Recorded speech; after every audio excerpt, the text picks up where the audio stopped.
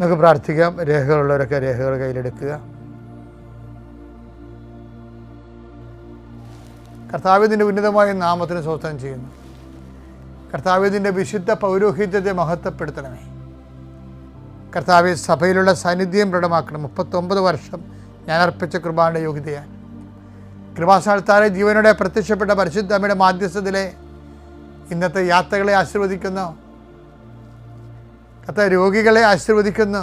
ഉച്ച മുതൽ ഉള്ളംകാല് വരെ ഓരോ രോഗങ്ങളെ പീഡ അനുഭവിക്കുന്നവരും ഉറക്കമില്ലാത്തവരെയും കർത്താവ് ഇന്നലെ ഉറങ്ങിയിട്ടില്ലാത്ത മക്കളെ ആശീർവദിക്കുന്നു. കർത്താവേ, കുടലിലെ കുരുക്കൾ, അൾസർ രോഗങ്ങൾ കർത്താവിൻ്റെ വിശുദ്ധമായ രക്തത്തിൽ കഴുകപ്പെട്ട് പ്രാർത്ഥിക്കുന്നു.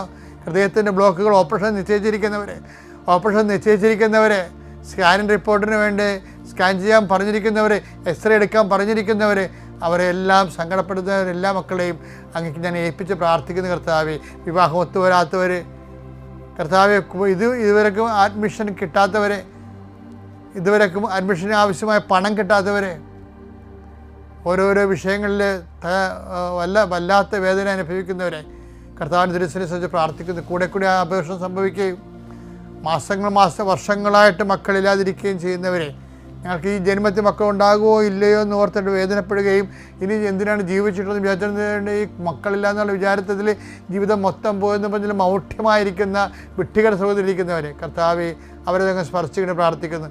അവർക്ക് കർത്താവെ, അവർക്ക് നിലനിൽപ്പിൻ്റെ വരം നൽകണമെന്ന് പ്രാർത്ഥിക്കുന്നു. അവരുടെ ജീവിതത്തിൽ അങ്ങ് സ്പർശിക്കുന്നവരെ, അടയാളങ്ങൾ അവരെ കാണുന്നവരെ കർത്താവിൻ്റെ കരുണ നിങ്ങൾ ആവശ്യപ്പെട്ട് പ്രാർത്ഥിക്കുന്നു. ജീവിത വൃത്തിക്ക് വേണ്ടി വിഷമിക്കുന്നവരെ കർത്താവെ, അവരുടെ സാമ്പത്തിക കടങ്ങൾ പരിഹരിക്കുന്നതിന് വേണ്ടി കണ്ണീരോടെ അലയുന്നവരെ, ഓരോരോ വാതിലും മുട്ടുന്നവരെ, എന്നിട്ടും തുറക്കാതെ അവന് കണ്ണീരോടെ പിന്തിരിയുന്നവരുടെ മേൽ കർത്താവിൻ്റെ കാരുണ്യം ചൊരിയട്ടെ. പരിശുദ്ധ അമ്മ അവിടെ കരഗ്രഹിക്കട്ടെ. നീ നടക്കേണ്ട വഴി നിന്റെ മുഖത്ത് നോക്കിയാൽ ഉപദേശിക്കുന്ന ദൈവത്തിൻ്റെ കരുണ നിന്നെ ആവശ്യിക്കുകയും നീ എന്തിനു വേണ്ടിയാണോ, ആരെക്കുറിച്ചാണോ, എന്തിനെക്കുറിച്ചാണോ നീ ആകുലപ്പെടുന്നത് ആ വിഷയം, അത് കേസായാലും മക്കളായാലും പരീക്ഷയായാലും പ്രാർത്ഥനയായാലും വിവാഹമായാലും ഭവനമായാലും ഭവനമില്ലാത്ത അവസ്ഥയായാലും എന്തെല്ലാം കാര്യങ്ങളെക്കുറിച്ചുകൊണ്ട് നീ വേദനിക്കുന്നുവോ ആ മേഖലകളിലെല്ലാം ഈ ദിവസം ദൈവത്തിൻ്റെ കരുണ ചൊരിയട്ടെ. എൻ്റെ കൃപ ഞാൻ അർപ്പിക്കുന്ന കൃപാന്റെ ശക്തിയാൽ നീ ഈശോയുടെ സാന്ത്വനം അനുഭവിക്കട്ടെ. നിത്യം പിതാവും പുത്രനും പരിശുദ്ധാനുമായ സർവ്വേശ്വരനെ നയിക്കുവാമേ.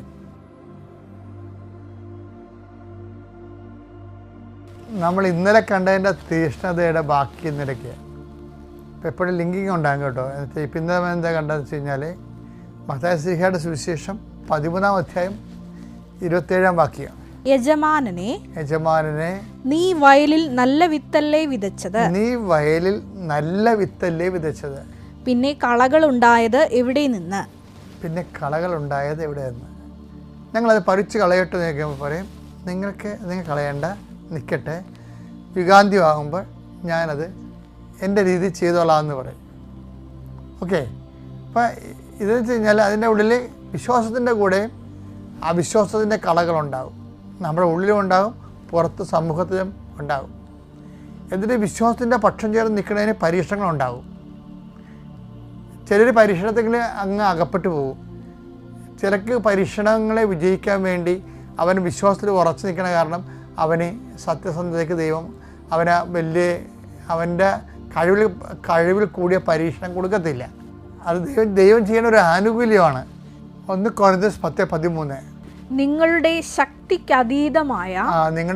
അതീതമായ പ്രലോഭനങ്ങൾ ഉണ്ടാകാൻ അവിടുന്ന് അനുവദിക്കുകയില്ല.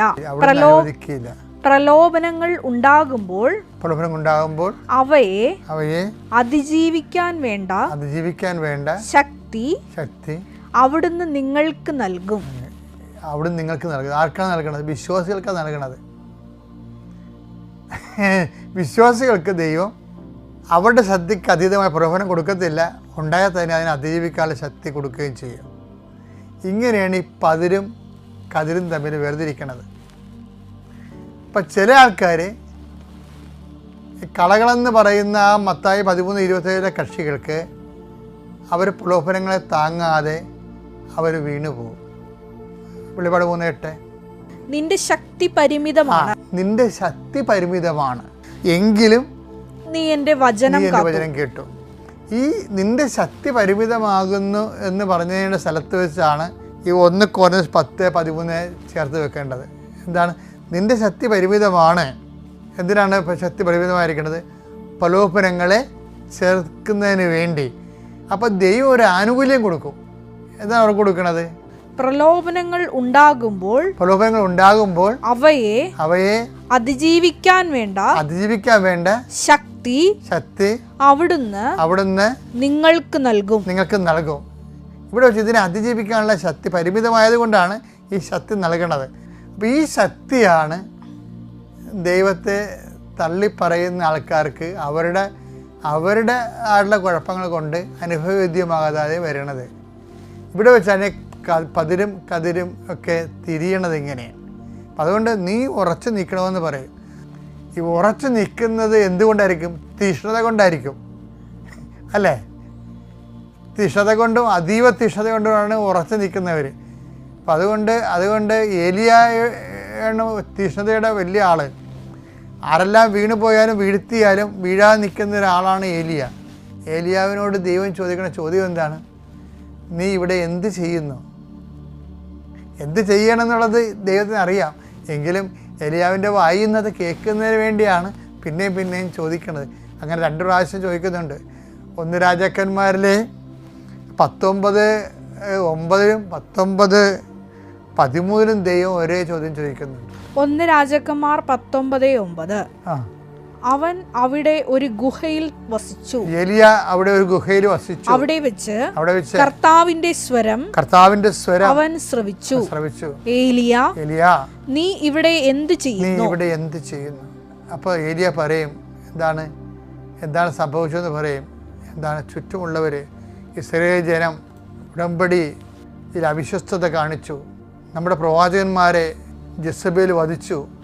ഞാൻ മാത്രം അവശേഷിച്ചു.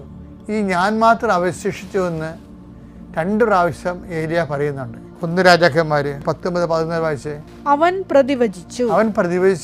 സൈന്യങ്ങളുടെ ദൈവമായ കർത്താവിനെ പ്രതി ഞാൻ അതീവ തീക്ഷ്ണതയാൽ ജ്വലിക്കുകയാണ്.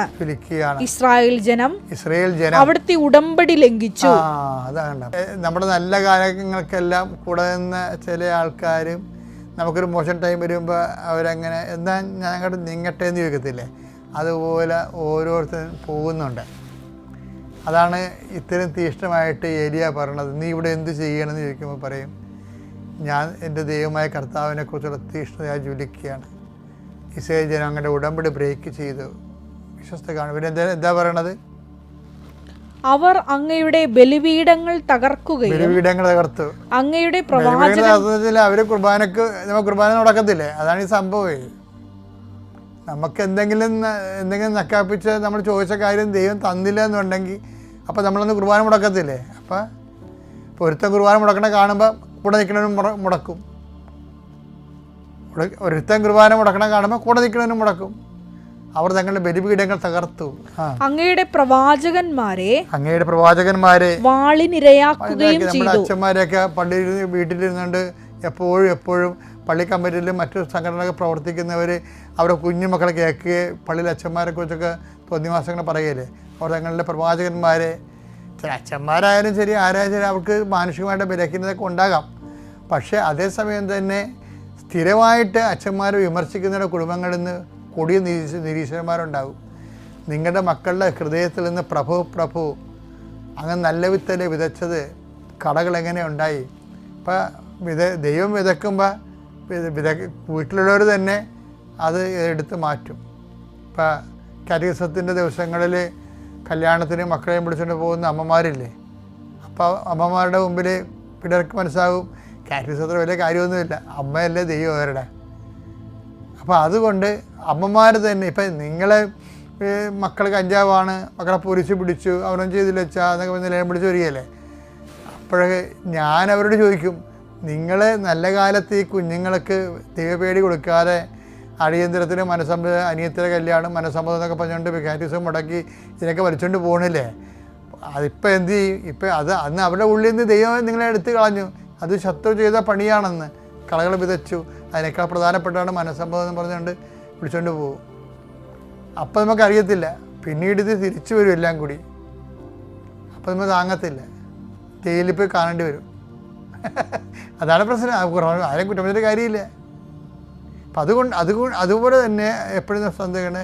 ഇപ്പം ഇങ്ങനെ വരുമ്പോൾ മറ്റുള്ളവരൊക്കെ ഇങ്ങനെ ചെയ്യുമ്പോൾ നമുക്കും അങ്ങനെ ചെയ്യാൻ തോന്നും. അതുകൊണ്ടാണ് ഈ ഏരിയ പ്രത്യേകം പറയണത്, ഇങ്ങനെയൊക്കെ സംഭവിച്ചു, കൂടെ നേരൊക്കെ പോയി, ഞാൻ മാത്രം അവശേഷിച്ചു. അപ്പോൾ ദൈവദിനസന്നിധി ചിലപ്പോൾ 99 പോയെന്ന് വരും. അപ്പോഴും നീ മാത്രം അവശേഷിക്കാൻ വേണ്ടി നിനക്കും എനിക്കും വേണ്ടി എഴുതിയ സുവിശേഷമാണിത്. ഞാൻ മാത്രം അവശേഷിച്ച് പ്രാർത്ഥിക്കുക. കർത്താവായ ദൈവമേ, എല്ലാ തരത്തിലുള്ള പ്രലോഭനങ്ങളും ആത്മീയ വീഴ്ചകളും വിശ്വാസ തകർച്ചകളും സംഭവിക്കുമ്പോഴും ഏലിയായെ പോലെ വിശ്വാസത്തിന്റെ പേരിലെ ദൈവസ്നേഹത്തിന് വേണ്ടി നിലനിൽക്കുവാൻ അതിജീവിക്കുവാൻ അവശേഷിക്കുവാൻ എന്നെ അഭിഷേകം ചെയ്യണമേ. Praise the Lord. അത്യപൂർവ ദൈവാനുഭവങ്ങൾ ഇനി നിങ്ങൾക്കും സ്വന്തം. ഈ യൂട്യൂബ് ചാനൽ ഇതുവരെ സബ്സ്ക്രൈബ് ചെയ്തിട്ടില്ലെങ്കിൽ ഇപ്പോൾ തന്നെ സബ്സ്ക്രൈബ് ചെയ്യുക. ഈ വീഡിയോ ഇപ്പോൾ തന്നെ നിങ്ങളുടെ സുഹൃത്തുക്കൾക്ക് ഷെയർ ചെയ്തുകൊണ്ട് കർത്താവിൻ്റെ പ്രേക്ഷിതരാകുക.